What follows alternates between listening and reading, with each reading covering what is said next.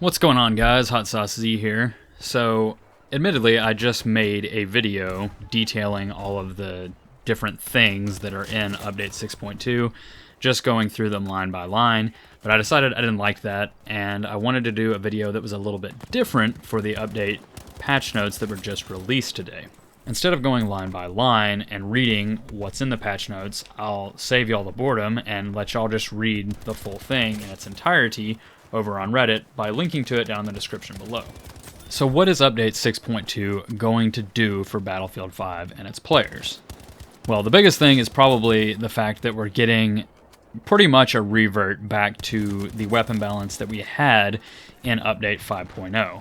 That was kind of seen as the last good point that the players, as far as the players go, that's the last point that we thought we enjoyed the balance. The vast majority. There's a few people that felt that 5.2 and 5.2.2 were fine, but the vast majority, or the vocal majority, I guess I should say, of people really felt that the game was at its best at 5.0, and either DICE is coming around to realizing that themselves, or they're finally bending to the wishes of their player base, and we're getting a revert.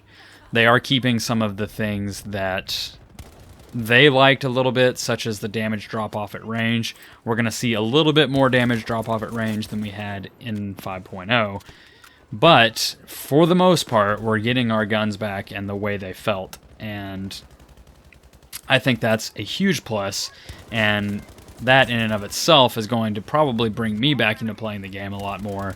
And I think if it's done correctly, I mean, we don't have the update yet, but if it's done correctly, I think it's going to bring a lot of other players back as well. That alone is probably the biggest change and really the only thing worth talking about from these patch notes. And that's probably the biggest thing for 6.2. There's a whole bunch of other little quality of life things that are all going to add up if they're done correctly and don't add any more bugs, but that's the biggest thing. I'm just looking forward to playing the game again with guns that feel like guns. I mean, we're going to have recoil again. They said that they've added a little bit more oomph to the audio for close range weapons, so that's going to be great. I don't know why they didn't add it to SMGs and pistols. They mentioned that in the patch notes. Maybe they just didn't get to it yet. I'm not sure. But guns are going to feel like guns again. We're going to get that balance back that we like, and I just think that's really, really good. I mean, in this update, they talk about bringing tank customization. I said in my last video, I don't really care about that. It's whatever. I'm not a tank main or anything, so not a huge selling point for me, but I know for some of those tankers out there, I mean, it's good, and it's good to finally, that soon is here. Thursday is soon, apparently. Coming soon is finally over Thursday once this update drops, so that's really good. And it's good that there's going to be customization options for your tank available for company coin as well. It's not all going to be Boins based, which people were afraid of. So regular people that don't want to invest a ton of money into this game are going to be able to get some customization options, which is awesome. But really, besides those two things, there's not just a ton of huge implications on Battlefield 5 just based on what we get in these patch notes.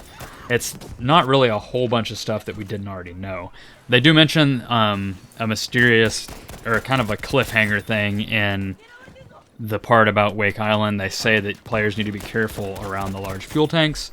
That's kind of cool, because I think it's going to limit people laying prone and camping on top of them, because then we can just blow them off there. I mean, that's awesome. So I look forward, if that's what that really means, that those large fuel tanks on that one flag are going to blow up, then sweet. I'm all for that. There's also mentions of the bazooka one-shotting planes, and then they also mention that on Wake Island specifically, they have limited the amount of active planes. And I know that plane spam has been a big part of why some people are frustrated or angry or avoiding the game, is just because they're getting decimated by planes. So by adding one more weapon to assault players' arsenals to kind of combat planes, as long as it's timed well, and then limiting the amount of them to begin with, I think that's going to go pretty far to easing the burden of the people feeling that plane spam was a little bit much. So overall, I think this update, despite there not being a lot of information here, the information that is here is really, really good stuff. I mean, we're getting our weapons back to the way we like them. we're getting some limits placed on plane spam, and then if there's been just one, the frustrating coming soon for tanks that people have just found a way to keep coming back to keep picking on the game about. It's finally getting fixed, so people will have to move on and gripe about something else. And I'm sure they will, and, I'm thinking that DICE will address it, because, again, it looks like things are headed in the right direction. We don't have the update yet, of course, so we have yet to see if this update's going to break a bunch of stuff, but hopefully it doesn't. And hopefully this is, we're going to come out of that weird holiday dip that we had and start coming back up again with this game.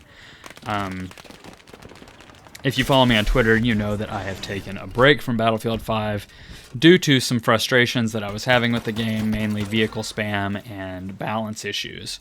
And unfortunately, there's nothing in these patch notes that mention anything about auto balancer or team balance or even anti-cheat. There's nothing like that in here. I'm hoping that's still coming into the game, but for sure now that we're getting a revert, or at least values closer to what was in 5.0 for our weapons, I think the game's heading in the right direction.